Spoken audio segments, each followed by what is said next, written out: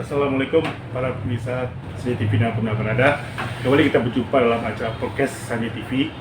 Kali ini kita bertemu dengan seorang tokoh di UMKM di Kota Bukit Tinggi, Bapak Sadrul Ahmad. Selamat siang Pak. Selamat siang. Apa kabar Pak? Alhamdulillah sehat.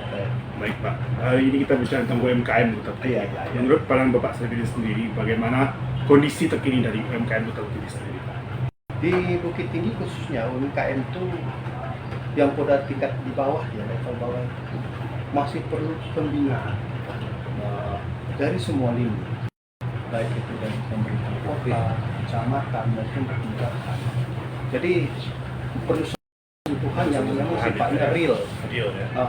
Kan kebanyakan kita masyarakat mau melakukan UMKM, namanya, tapi dia nggak ngerti polanya seperti apa. Betul sekali. Dia cuma ingin mendapatkan hasil, tapi Konsepnya itu nggak tahu. jelas. Iya. Yang penting hari ini ada pendapatan segini. Bukan begitu.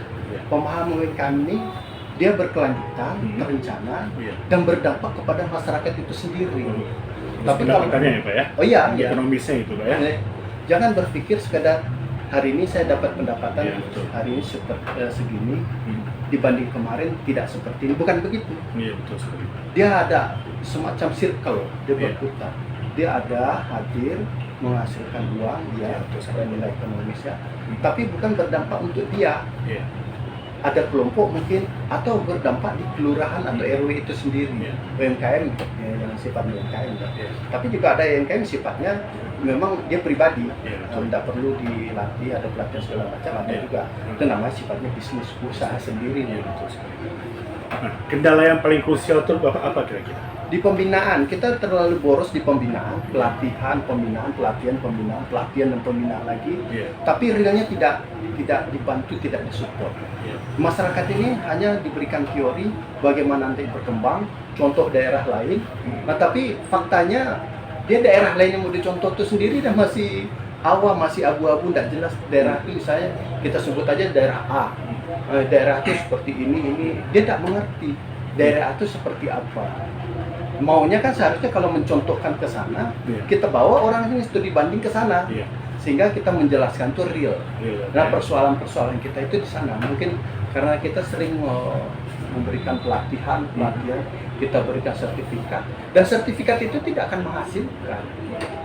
Nah, dari segi permodalan sendiri bagaimana Pak? Kan banyak. UMKM itu sebenarnya ada dikelola di tingkat bawah itu di kelurahan.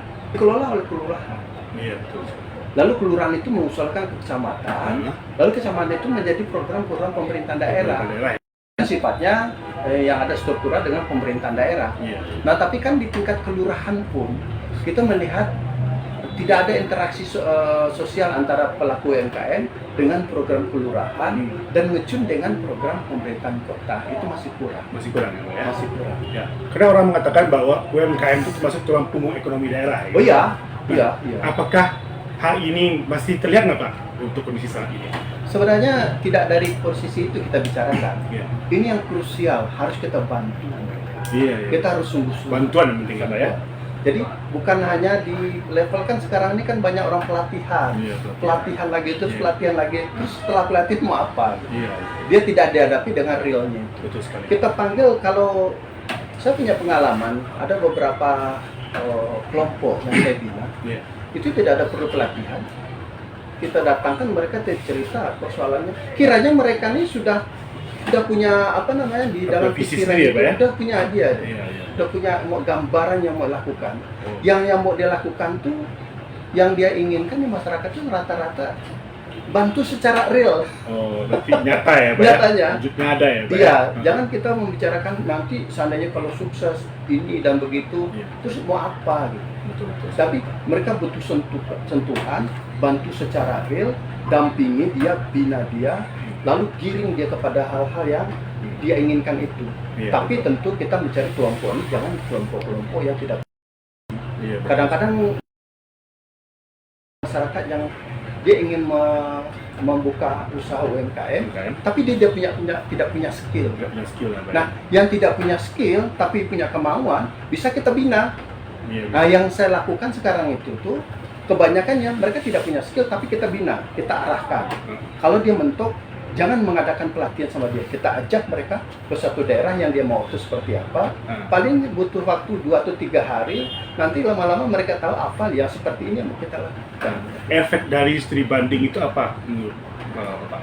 Dia akan mendapatkan gambaran real. Ya. Gambaran real yang dia lihat itu seperti apa. Iya. Jadi kita akhirnya mengkomunikasikan dengan mereka ini tidak terlalu sulit sekali. Sulit, ya, Pak, ya? Tapi kalau tidak ada studi banding, kita misalnya seperti bikin kue bolu misalnya. Nanti kita perlu telur. Dia sendiri belum pernah melihat telur itu seperti apa. Iya. Jadi studi banding ini perlu. Yang saya lakukan sama mereka itu. Iya. Bawa dia ke sana, lalu kita arahkan nanti kita seperti ini atau mau kalian seperti apa, mau seperti itu. Ya udah, realkan di sana. Kita bimbing dia, kita bina dia. Kapan perlu? Kalau saya dulu pernah dilakukan di desa wisata Sanjay itu, di kampung Sanjay itu. Kita bekerja sama dengan SKPD yang terkait. Misalnya dalam pembibitan ikan, kita bekerja sama dengan dinas-dinas perikan itu sendiri.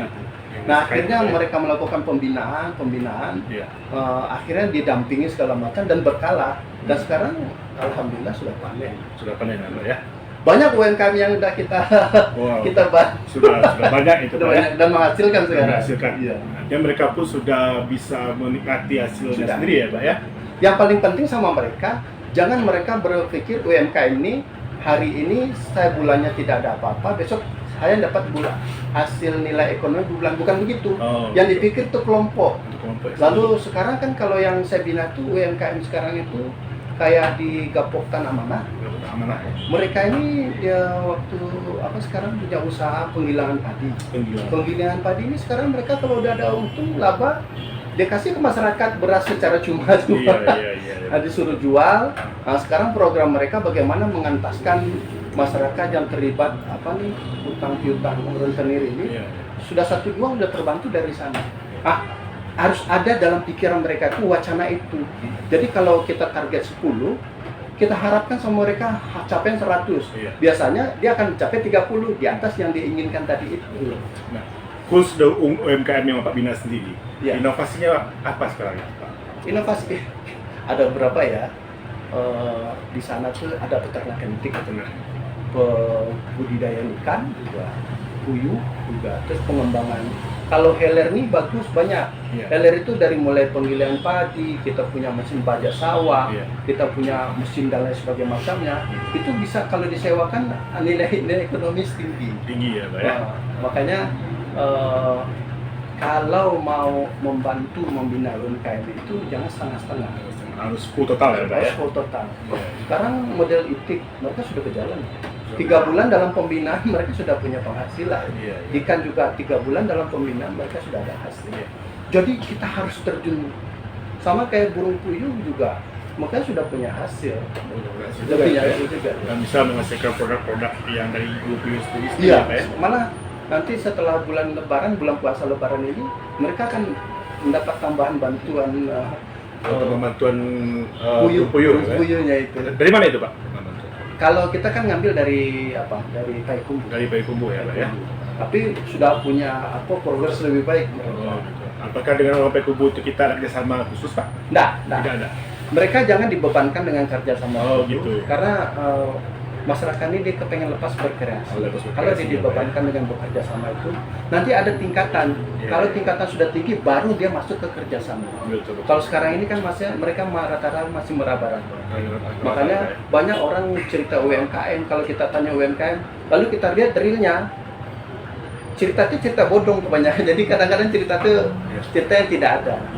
Kalau kita ada perkampungan di kampung saja dalam itu.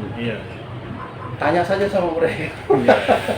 Sekarang kita untuk mempersiapkan pojok Sanjay itu menjadi pojok desa wisata Sanjay yang nanti punya brand tersendiri di sana.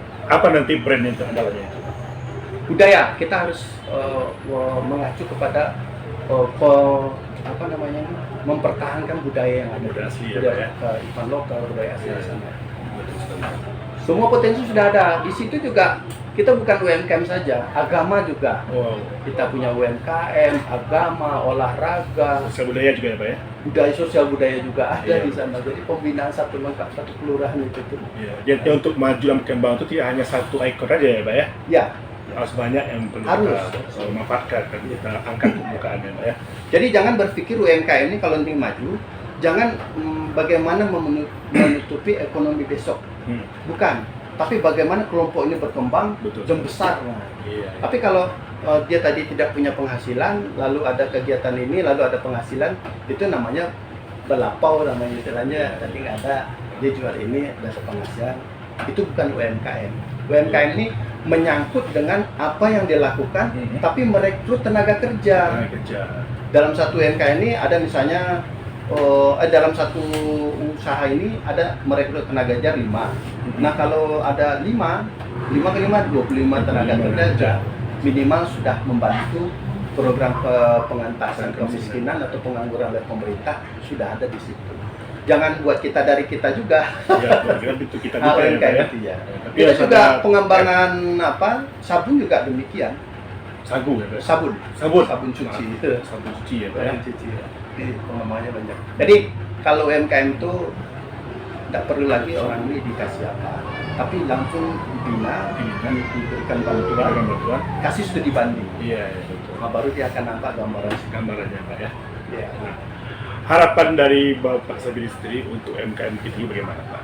Kita ingin berkembang, supaya berkembang karena ekonomi dasar itu kalau Bung Hatta dulu kan di koperasinya. Iya. Nah nanti UMKM kalau berkembang dari satu mereka mengadakan koperasi. Sekarang UMKM mereka bisa bukan kita sudah ada semacam simpan pinjamnya. Jadi dia memperbaiki ekonomi bukan kelompok lagi, masyarakat harus diperbaiki ekonominya atau melepaskan rentan miskin. Sekarang kan kita sudah mulai bergerak kepada bagaimana melepaskan kelompok-kelompok ini dari rentan mulai satu-satu sudah selesai kita. Ada satu-satu. Mudah-mudahan ke depan nanti secara massal nanti kita Ya. Apakah mereka masih banyak yang terjebak, Pak, dengan sistem tenure itu? sekarang itu kan sudah terang benderang kita lihat hampir di semua kelurahan, di RT RW dia sekarang banyak terlibat. Oke, terima kasih Pak Sabirin atas pertemuan kita hari ini dalam bincang kita tentang UMKM ya. Semoga UMKM Bukit Tinggi berjaya ke depannya Ya, insya Allah. dan juga nilai ekonomis dan juga dapat memperbaiki taraf hidup masyarakat khususnya untuk pemberantasan kemiskinan. Baik, para pemirsa CTV dan pemerada, sekian jumpa kita hari ini bersama Pak Sabirin. Saya akhiri, Assalamualaikum warahmatullahi wabarakatuh. Waalaikumsalam.